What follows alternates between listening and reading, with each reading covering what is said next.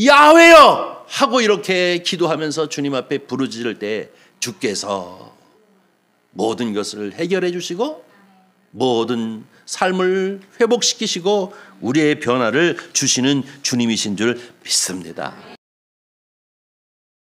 하나님 말씀 예레미야 33장 1절부터 9절, 구약 1105쪽입니다.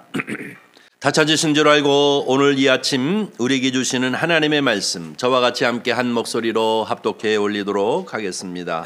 예레미야가 아직 시위대 뜰에 갇혀 있을 때에 여호와의 말씀이 그에게 두 번째로 임하니라. 이르시되 이를 행하시는 여호와, 그것을 만들며 성취하시는 여호와, 그의 이름을 여호와라 하는 이가 이와 같이 이르시도다.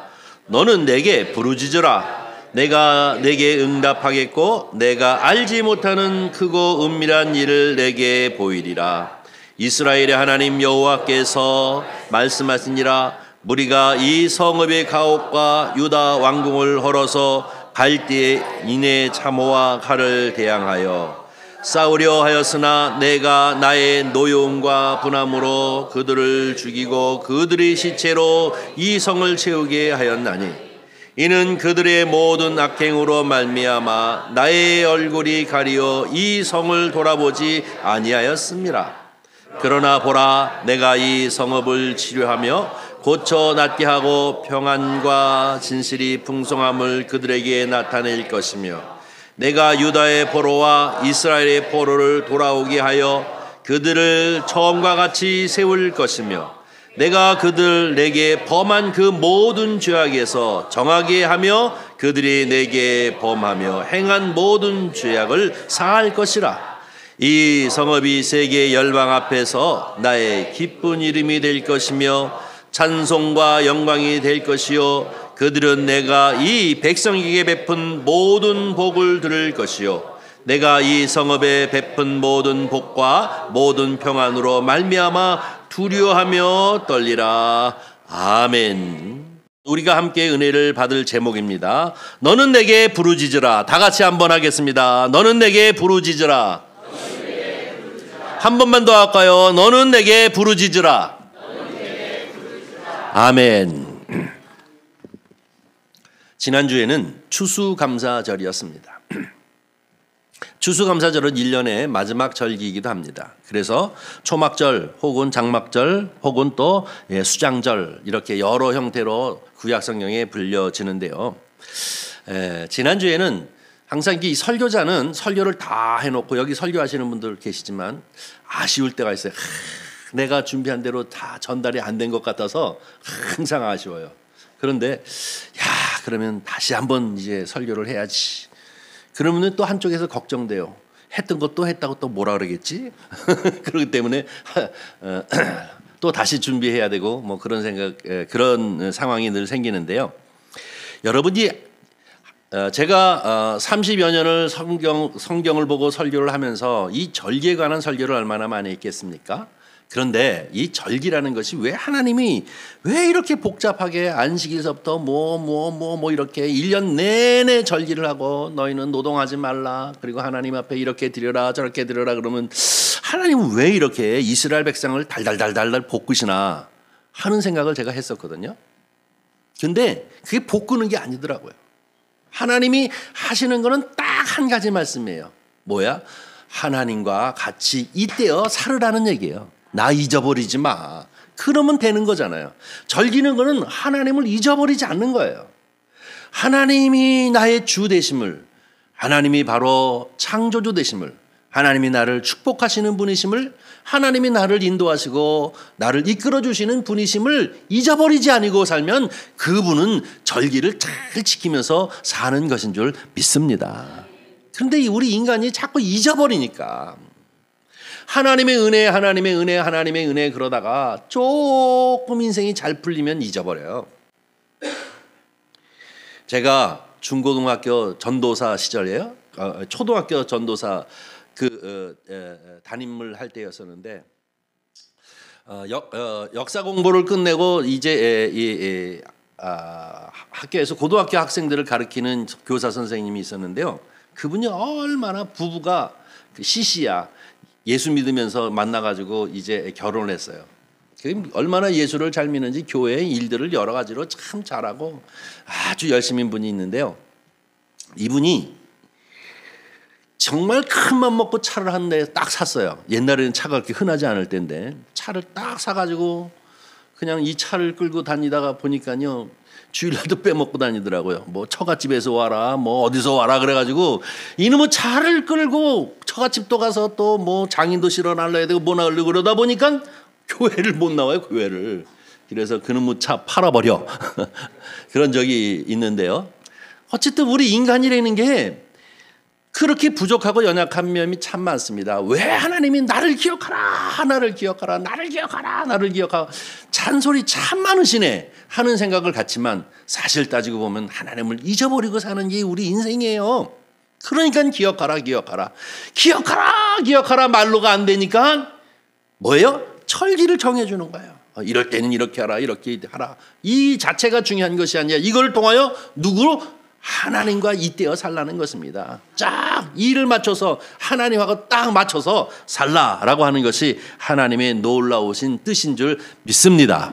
저와 여러분은 오직 하나님만을 기억하고 또 하나님만을 의지하며 살아가는 그러한 복이 넘치시기를 주님의 이름으로 간절히 축원합니다. 자, 오늘은 너는 내게 부르짖으라, 너는 내게 부르짖으라 라는데요. 이 부르짖는다고 하는 얘기는 이 격한 감정을 가지고 간절한 바람을 하나님 앞에 소리 높여 부르짖는 것이 바로 이 기도, 너는 나에게 부르짖으라 라고 하는 것입니다. 여러분 얼마나 하나님 앞에 부르짖어 보신 적이 있습니까? 옛날에는 그랬는데 이거는 나도 해요. 옛날에 나도 많이 했어요. 근데 지금이에요, 지금. 얼마나 우리는 우리 여호와 하나님 앞에 부르짖고 우리의 마음의 소원을 그리고 나의 바람을 하나님 앞에 주여 주여 하고 이렇게 소리 지르면서 이제 부르짖은 적이 있습니까? 요즘은 주여 하고 교회에서 부르짖으면 왜 저래? 왜 저래? 왜 저런 식으로 믿지? 뭐 이러는 경우가 많잖아요. 그런데 성경은 어떻게 해요? 부르짖으라예요. 부르짖으라. 너희는 내게 부르짖으라 라고 이렇게 얘기하고 있습니다. 오늘 우리가 함께 읽은 이 예레미야 33장은요, 예레미야 전체가 이제 역사적으로 어떤 책인지를 우리가 잠깐 알아야 될 텐데요. 이 유다라고 하는 나라가 있습니다. 여러분, 이 이스라엘은 사울왕, 다윗왕, 솔로몬왕 이 세 왕 때는 통일왕국이었습니다. 전체 12지파가 하나의 나라였는데 솔로몬 이후에 나라가 둘로 갈리죠. 우리나라처럼 북쪽과 남쪽으로 갈립니다. 10지파가 북으로 올라가서 북쪽에서 나라를 이어렀어요. 인구가 많이 갔기 때문에 거기를 우리는 북이스라엘이라고 얘기하고요. 이 남쪽은 유다지파라고 얘기하는데 왜냐하면 유다와 베냐민 지파 두 지파만 여기 남아가지고 나라를 이뤘어요. 그런데 베냐민보다 인구가 누가 더 많았냐면 유다 인구가 더 많았기 때문에 여기를 뭐예요? 남유다라고 이렇게 부르는 것입니다. 그런데 지금 여기 보니까 이 이스라엘이라고 하는 나라가 이 두 나라 북이스라엘과 남유다도 이렇게 나누어져서 지내고 있는데 얼마나 하나님 앞에 불순종하고 자기 멋대로 살아가는지 북이스라엘은 일찌감치 망했어요. 아수르 제국에 의해서 완전히 사마리아가 점령당했고 그들은 이리저리 끌려가서 흩어져 버리고 말았습니다. 10지파가. 그리고 남은 것이 이 남쪽 유다지파만, 유다 왕국만 남았는데요. 이 유다 왕국도 하나님 앞에 범죄하는 거예요. 우상에 빠지고 살만하니까 엉뚱한 짓 하고 하나님을 잊어버리고 살고 절기를 지키지 않는다든지 하나님을 잊어버렸다는 얘기는 절기를 지키지 않겠죠. 이런 상황이 생기게 되어졌습니다. 그래서 하나님이 화가 나셨어요. 이 백성들은 그렇게 나를 향하여 부르짖으라 부르짖으라 이렇게 얘기했는데도 이들이 하나님을 잊어버리고 살기 때문에 하나님께서 이 바벨론이라고 하는 제국, 바벨론이라고 하는 제국이 이 유다를 쳐들어와 가지고 이들을 멸망시키기 위해서 전쟁을 할 수밖에 없는 이런 일촉즉발의 상황에 놓여져 있다는 것입니다. 그러면은 이제 이 나라가 위기에 빠져 있으니 어떻게 합니까? 이 나라를 어떻게 이제 건질 것인가? 우리가 이 위기를 어떻게 넘길 것인가 하는 것이 그 지도자들이 가져야 할 몫이 아니겠습니까? 그런데 이 지도자들이 여러 가지 이론으로 갈리는 겁니다. 한쪽은 이집트, 소위 얘기하는 구약에서 애굽이라고 하는 이 이집트라고 하는 나라가 그래도 우리하고 친화적이니까, 그리고 몇 번 우리를 도와준 적이 있으니까 그들에게 사절단을 보내서 조공을 가지고 가가지고 우리를 좀 도와달라. 너희들이 우리 편에 들면 저 제국, 바벨론 제국이 우리를 쳐들어오지 못할 것이다 라고 생각하면서 이렇게 친화 정책을 쓰는 것이 좋겠다 라고 생각하는 사람들이 있었어요. 그런가 하면 한쪽에서는 또 어떻게 하냐면, 자, 우리가 맨날 저게 바벨론에게 겁을 집어먹고 살 이유가 있겠느냐? 요 판에 한번 붙어보자. 확실하게 붙어줘서 망하든지 아니면 우리가 우리의 권세를 확실하게 들여 보이든지 하면서 전쟁을 한번 치러보자라고 하는 이러한 의견들이 있었습니다. 그런데 문제는 무엇이냐면 하나님의 뜻은 그것이 아니었다는 거예요. 하나님은 예레미야 선지자에게 임하셔서 그에게 말씀을 주셨습니다. 그러면서 그분께서 이제 이 예레미야를 통해서 하시는 말씀이 뭐냐면, 너희는 바벨론에 이제 포로로 잡혀갈 것이다. 아무리 전쟁을 치르게 되어지면 더 많은 희생과 더 어려움을 겪을 것이고, 그리고 저 이집트라고 하는 애굽에 가가지고 화친 정책을 써서 그들을 끌고 와도 결국은 살아날 길이 없다. 너희는 망할 것이다. 너희는 포로로 다 끌려갈 것이다 라고 이렇게 예레미야 선지자를 통해서 예언하는 거예요. 이게 누구의 뜻이요? 하나님의 뜻이에요. 하나님이 이렇게 말씀하시니 이 지도자들이 이 말을 받아들여야 하는데, 그런데 하나님이 이렇게 말씀하시면서 거기에 뭐라고 얘기하냐면, 이게 바벨론이 힘이 세고 바벨론 제국이 군사력이 좋아가지고 너희가 망하는 것이 아니라 너희 죄 때문이다. 이 망하는 거는 유다가 하나님을 의지하고 하나님만을 바라보고 하나님 뜻대로 살아야 하는데, 하나님의 뜻에서 벗어나고 하나님을 잊어버리고 기억하지 못하고 사는 그 죄악 때문에 결국은 저 바벨론이 힘이 세서가 아니라 너희가 죄악 가운데 빠졌기 때문에 심판의 목적으로 어떻게 해요? 너희가 저 바벨론에 잡혀가서 결국은 이 나라가 폭삭 망하게 되고 예루살렘은 철저히 부서지게 되어지고 그리고 다 포로로 잡혀가는 그런 지경이 되어질 것이다 라고 얘기합니다. 예레미야가 하나님의 영이신 성령이 그 가운데 임하여서 이 예언을 하라 라고 얘기해서 자기 백성들을 향하여 회개하고 돌이켜라, 하나님이 이렇게 나에게 말씀하셨다라고 이 눈물을 뿌려가면서 이 백성들이 빨리빨리 돌이키지 않으면 안 된다는 것입니다. 예레미야의 생각에는 바로 요나가 니느웨 성에서 선포한 것처럼 이 말씀을 전하면 왕으로부터 시작해가지고 모든 어린아이까지 다 금식하고 회개하면서 하나님에게로 돌아왔으면 참 좋을 뿐데, 그렇게 됐다면 하나님의 뜻을 바꾸실 수 있을 텐데 이 백성들이 그러지 않는 거예요. 그러면 그럴수록 더욱 더 여러 가지 정치적으로 어떻게 이 문제를 해결할 것인가, 그리고 누구에게 도움을 얻을 것인가, 아니면 우리가 내부적으로 어떻게 강력하게 모아가지고 그리고 이 전쟁을 치를 것인가 하는 일들에만 자꾸 골몰하고 있고, 이 예레미야가 얘기하고 있는 이 하나님 여호와의 말씀이니라 라고 이렇게 선포했음에도 불구하고 그들은 듣지 않는 거예요. 외래 예레미야를 잡아 가두고 그를 괴롭히는 그러한 상황이 되어졌던 것입니다. 오늘 본문 말씀 1절 말씀이 바로 그것입니다. 한번 1절 보겠습니다. 예레미야가 아직 시위대 뜰에 갇혀 있을 때에 여호와의 말씀이 그에게 두 번째로 임하니라 이르시되 라고 하고 있습니다. 자, 지금 어디요? 시위대의 뜰에 갇혀 있다라는 얘기는 이 왕을 보호하고 있는 친위대를 말하는 것입니다. 우리로 말하면 경호대를 말하는 거죠. 이들이 이 예레미야가 자꾸 헛소리를 한다고 생각했어요. 회개하라 회개하라 라고 얘기하는 것인데, 지금 우리는 거기가 문제가 아니라 이걸 어떻게 위기를 직면할 것인가 하는 것이 지금 우리에게 가장 큰 관심사인데, 이 미친 사람은 자꾸 회개하라고만 하니 이거 큰일 났다 그래가지고 그를 어떻게 해요? 가둬버리는 거예요. 가두어서 시위대 뜰에다가 완전히 가둬놨습니다. 그런데 누가 또 찾아오셨어요? 여호와 하나님이 또 찾아오셨습니다. 두 번째로 그에게 임하셔서 하나님께서 하시는 말씀이 무엇입니까? 두 번째로 그에게 임하여서 이 백성들에게 얘기하는 것이 무엇이냐면 너희는 내게 부르짖으라예요. 부르짖으라.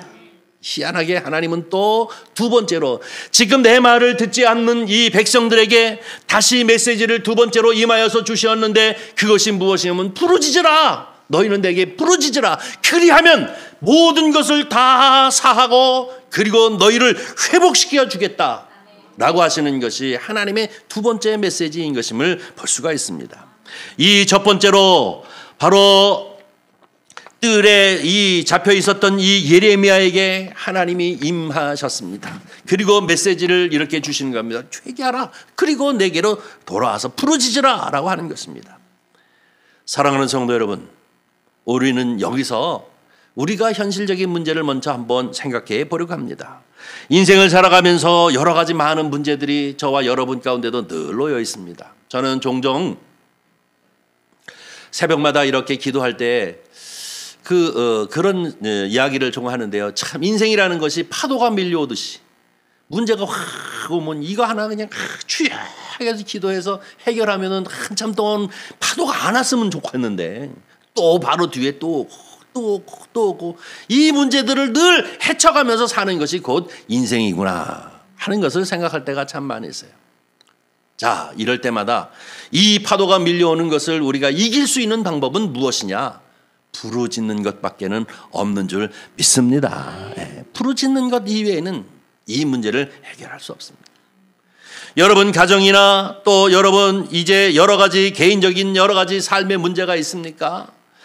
바로 이런 방법 저런 방법 아무리 쫓아다녀 봐도 그리고 많은 사람들에게 상담해서 이런 얘기 저런 얘기를 들어봐도 그 원초적인 해결 방법은 먼저 하나님 앞에 부르짖는 것밖에 없는 줄 믿습니다. 그리고 나서 이런저런 것들을 우리가 생각해야 하지. 먼저 하나님을 일대에 향하여 부르짖지 아니하고 이렇게 많은 것들을 이제 해결해 보려고 해봐야 문제가 해결되어지지 않습니다.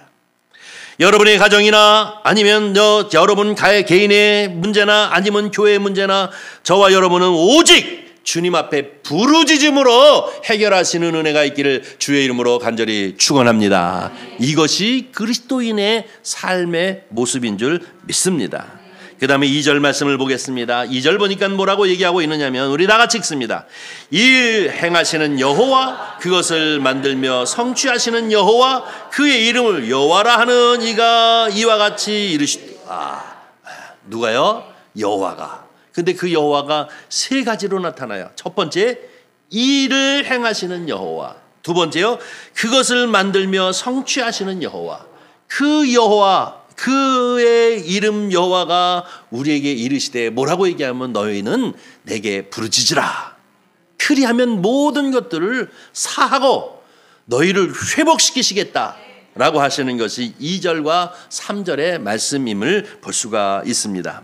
여러분, 이 부르짖으라 라고 하는 것은 얼마나 중요합니까?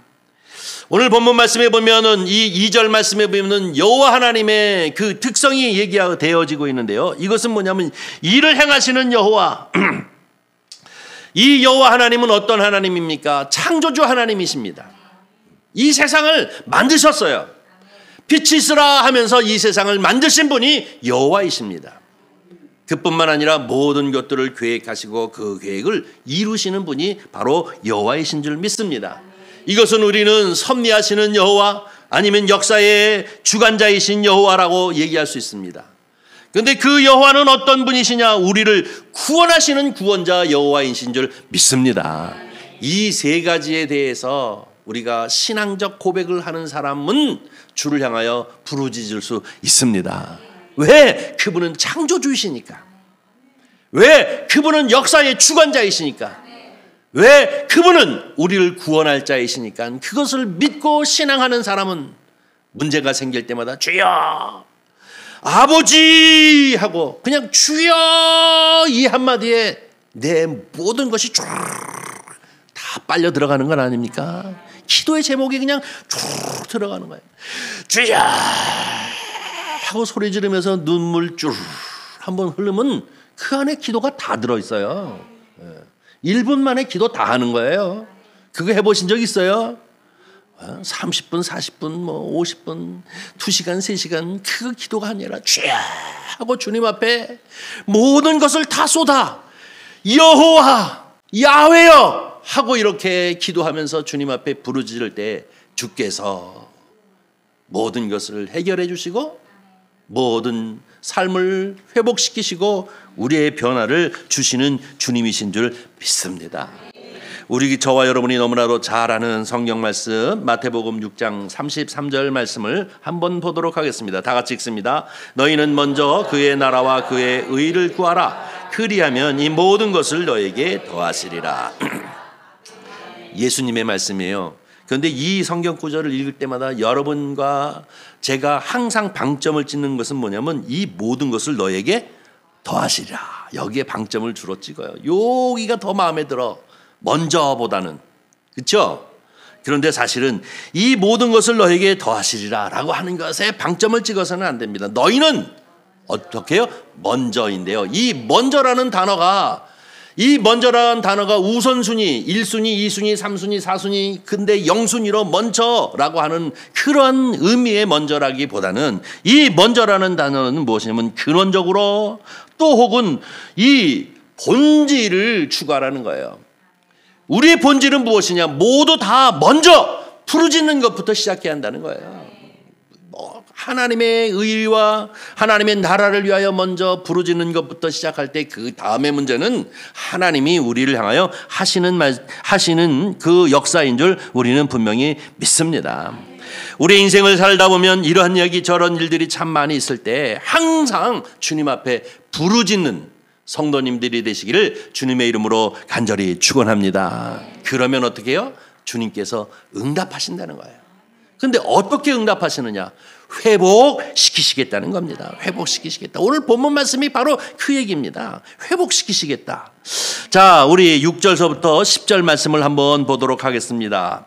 그러나 보라, 내가 이 성을 치료하며 고쳐 낫게 하고 평안과 진실의 풍성함을 그에게 나타낼 것이며 내가 유다의 보로와 이스라엘의 보로를 들어오게 하여 그들을 처음과 같이 세울 것이며 내가 그들을 내게 범한 그 모든 죄악에서 정하게 하며 그들이 내게 범하며 행한 모든 죄악을 사할 것이며 이 성읍이 세계 열방에서 나의 기쁜 이름이 될 것이며 찬송과 영광이 될 것이요 그들은 내가 이 백성에게 베푼 모든 복을 들을 것이요 내가 이 성읍에 베푼 모든 복과 모든 평안으로 말미암아 두려워하며 떨리라. 아멘. 지금 무슨 얘기냐입니까? 하나님 앞에 부르짖으면 너희의 죄 때문에 바벨론에 의해서 짓밟힐 것을 면하게 해 주실 뿐만 아니라 도리어 어떻게 해요? 복되게 해 주겠다는 거예요.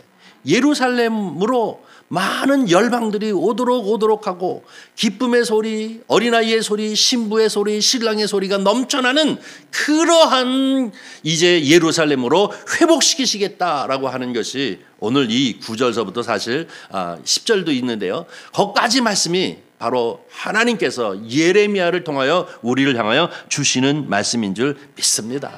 사랑하는 성도 여러분, 저와 여러분은 부르짖을 줄 아는 성도님들이 되시기를 주님의 이름으로 간절히 축원합니다. 여러분 여호와 이름을 부르짖을 때 일하시는 여호와, 그분께서는 모든 것을 계획하시고 실행하시는 여호와, 그 여호와 하나님 야훼라고 하는 그 이름을 부르짖고 또 부르짖을 때 하나님께서 우리의 삶을 회복시키시고 우리를 축복해 주시는 줄 믿습니다. 지난주에 말씀드린 것처럼 이 절기라고 하는 것은 하나님과 잇대어 살아라, 나를 기억하고 잊어버리지 말라라고 하는 것이 핵심이라고 한다면 하나님을 믿는 믿음의 사람들의 가장 핵심적인 원초적인 하나님의 뜻은 무엇이냐면 나를 향하여 부르짖으라야. 무엇이든지. 그거는 너무나도 유치한 이야기야. 그거는 너무나도 이제 광신적인 이야기야. 그게 아니에요. 하나님 앞에 이제 부르짖는 것이 무엇이 광신적입니까? 무엇이 말도 안 되는 것입니까? 어떤 것은 말이 되고 어떤 것은 말이 안 됩니까? 어떤 것은 하나님이 응답할 수 있고 어떤 것은 하나님이 응답하지 아니하십니까? 하나님은 전능하신 하나님이십니다. 하나님은 역사를 주관하시는 하나님, 우리를 구원하시는 하나님이기 때문에 그 하나님 앞에 무슨 일이든지 상관이 없이 이것은 응답받을 수 있을지 없을지 관하여 아무 생각도 하지 마시고 하나님 앞에 부르짖고 부르짖는 저와 여러분이 되어지기를 주님의 이름으로 간절히 축원합니다. 이것이 가장 우리의 신앙에 있어서 가장 핵심적인 것입니다. 기왕 열심히 찾았으니까 이제 요엘서 2장 32절 한 절만 더 보겠습니다. 다 같이 읽습니다. 누구든지 여호와의 이름을 부르는 자는 구원을 얻으리니 이는 나 여호와의 말대로 시온산과 예루살렘에서 피할 자가 있을 것이며 남은 자에게 나 여호와의 부름을 받을 자가 있을 것임이니라. 아멘. 근데 여기 누구든지, 누구를 부르는 자? 여호와를 부르는 자는 다 구원을 얻으리라. 주께서 주시는 말씀이 이게 가장 핵심적인 말씀입니다. 성경을 보니까 여호와 이레, 여호와 샬롬, 여호와 니시, 여호와 라파, 여호와 로이, 여호와 삼마. 여러분 아시잖아요. 여호와 카도시. 이게 다 뭐예요? 이 여호와의 이름과 연결되어져 있는 거 말씀 아닙니까? 여호와 이레, 하나님 내 인생을 앞서서 준비하시는 분이십니다 하고 고백하면서 기도하는 거예요. 여호와 니시는 뭐예요? 깃발이라는 뜻인데 하나님 여호와 이름을 부를 때 나를 승리케 하시는 분이심을 믿습니다 하고 고백하는 것 아닙니까? 여호와 라파, 주님 나를 치료하시고 회복하시는 여호와이십니다. 여호와 로이, 여호와여 여호와는 나의 목자 되십니다. 여호와 체바오트, 여호와는 만왕의 왕, 만유의 주 되시는 만군의 하나님 여호와이십니다 라고 고백하는 것입니다.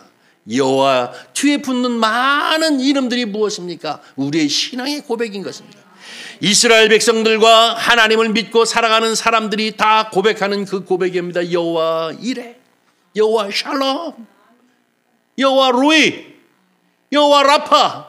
주님, 그렇게 많은 사람들이 하나님 앞에 나와 부르짖고 부르짖음으로 말미암아 하나님의 방법으로 그들을 회복시키시고 하나님이 축복하시는 놀라운 역사가 있었음을 우리는 고백하게 되어집니다. 오늘 이 아침 주님의 말씀을 우리가 다시 한번 기억하면서 이 예레미야를 통하여 이스라엘 백성들에게 너희는 내게 부르짖으라, 이 말씀이 저와 여러분을 향한 말씀이 되기를 주님의 이름으로 간절히 축원합니다.